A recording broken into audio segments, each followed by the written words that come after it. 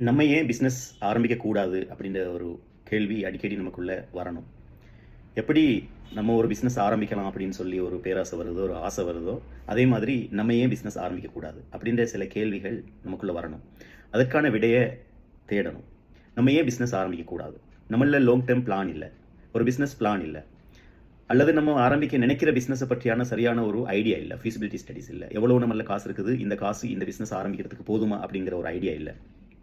நம்மளை கைட் பண்ணுறதுக்கு யார் இருக்கிறா, நம்மளோட டார்கெட் கஸ்டமர் யார், நம்ம ப்ராடக்ட்டை எப்படி மார்க்கெட் பண்ணுறது, இப்படியான எந்த ஐடியாவும் இல்லை அப்படிங்கிறப்போ நம்மளால் பிஸ்னஸ் ஆரம்பிக்க முடியாது. இதுதான் இதற்கான மெயினான ரீசனாக இருக்கும். இந்த ரீசனில் கண்டுபிடிச்சிட்டோம் அப்படின்னு சொன்னால் இதை படிக்க ஆரம்பிப்போம், இதை தேட ஆரம்பிப்போம். இதை தேட ஆரம்பிச்சிட்டோம் அப்படின்னு சொன்னால் நம்ம பிஸ்னஸை இப்போ ஆரம்பிக்கலாம், அல்லது இன்னும் கொஞ்ச நாளில் ஆரம்பிக்கலாம், அல்லது 6 மாதத்தில் அல்லது 1 வருஷத்தில் ஆரம்பிக்கலாம். ஏன்னா அவ்வளோ காலம் நமக்கு தேவை நம்மளோட கேள்விக்கான ஆன்சர்களுக்கு நம்ம ப்ரிப்பேர் ஆகிறதுக்கு. இந்த கொஸ்டின் எனக்கு பிஸ்னஸ் செஞ்சுட்டு இருக்கிறவங்களுக்கும் வரணும், பிஸ்னஸ் செய்ய நினைக்கிறவங்களுக்கும் வரணும்.